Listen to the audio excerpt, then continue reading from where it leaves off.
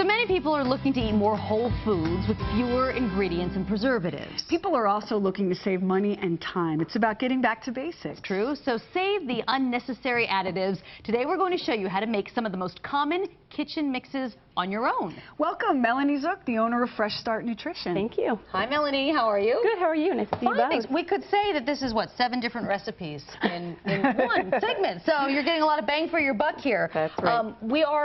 Really, a lot of people are trying to eat cleaner, whole foods without the preservatives. So you've got some easy substitutions Yes. that we can do. Absolutely. All right.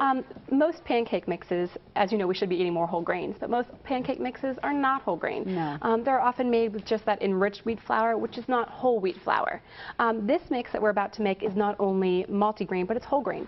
And to make that, we'll actually have whole wheat flour, cornmeal, rolled oats, wheat germ. This is flaxseed, baking powder, dry milk, a lot of ingredients. Okay. But once you make it, you have it. And then, yes, that's right. Once you make it, then you have this stuff. That's right. You can use these in like protein bars and stuff too. That's right. Yeah. Baking soda and then a dash of salt. And then what you do is you'd stir that together and you would just store that in your pantry. How long will that keep?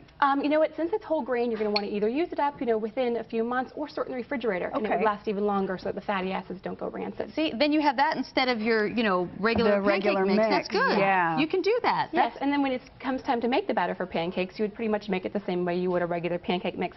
And to avoid looking up a recipe, I just actually write it onto the jar. That's a great with a dry idea. erase marker. So you would just add the water, the egg, and the Love oil, it. just like a regular pancake mix. I love that, Melanie. Okay, thank you very You're much. welcome to give one a try. Oh, just sure. the maple syrup, I'll try it. Yes. Unless, Sherry, You. you want to? I feel like I've been doing all the eating. I just love the idea of giving the kids whole grain. I just don't think pancakes are a good enough breakfast. They burn through it. And we always midway add through the fruit morning. and a mix of fruit and nuts. My daughter loves the peach and pecan. For 4th of July, that'll be fun to do. Maybe some strawberries and blueberries and some whipped cream. So you don't even need to add sugar because the toppings are usually sweet enough. It's great. Now, if you read the back of a can of condensed cream soup, you'll find that they're full of MSG, sodium, and less than healthy oils. Right, so this mix you would actually make using, again, dried milk, cornstarch, and these are minced onions. And then the herbs here are thyme, basil, and pepper. You would blend that, and again, just store that into your pantry, and this would last for as long as I know. Right, very good. Sorry, Oh, that's okay. That's okay. And again, I just write the recipe on the top. So when a recipe that you're making calls for a can of cream soup, Yes. you would need just a 1/3 cup of the soup mix. That's just from this jar here. Right. It's already been blended.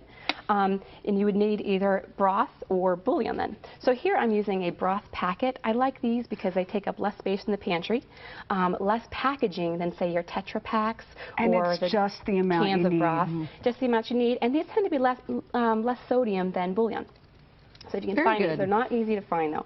I know some people are thinking that this seems like a lot of work when you could just open a can of cream of something. However, so much healthier. Yeah. So much healthier. And That's once the whole you get point. your mixes made, it's in your pantry just like a can would be. So then you don't have to think You about just have to spend, a couple hours making your mixes and you're done.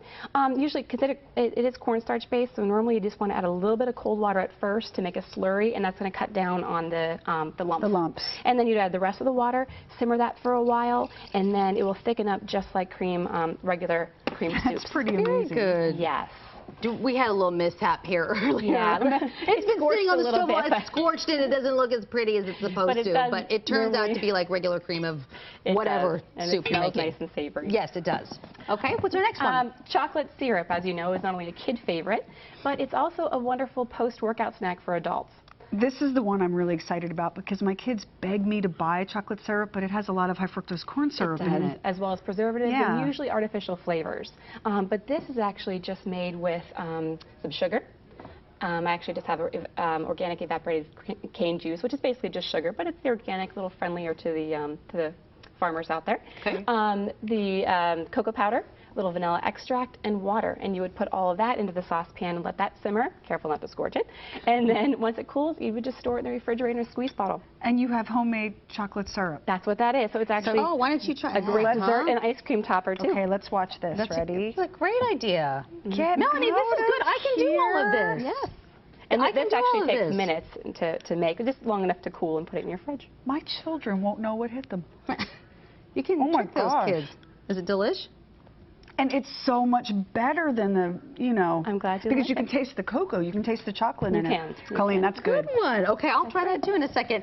Taco seasoning. Don't buy the packets. That's right. All And right. actually, you can just make your own ahead of time using spices that you already have. There's paprika, chili powder, cumin, garlic powder, salt, oregano. You blend that all together. When you need a taco seasoning packet, about 2 tablespoons is all you need. And you can store it in a nice little pretty jar. Very good. You also have recipes for tartar sauce and for ketchup, too. Yes. Instead of having those condiments that just sit in the back of your fridge and use once a year, and then you throw them out. So. Right. Very good. You can go to freshstartnutrition.com. freshstartnutrition.com. That is Melanie Zook's website. Good stuff. You're going to make some of these things? I will be making this as soon as I get home tonight. This is incredibly good. And I can think of some other uses for I know. I think you can just get a squirt here and there. Are you going back to 50 Shades of Grey? What's going on with you? 50 Shades of Brown with this. That's amazing. That is so good. Very good. Melanie, thank you so much. Thanks for having me.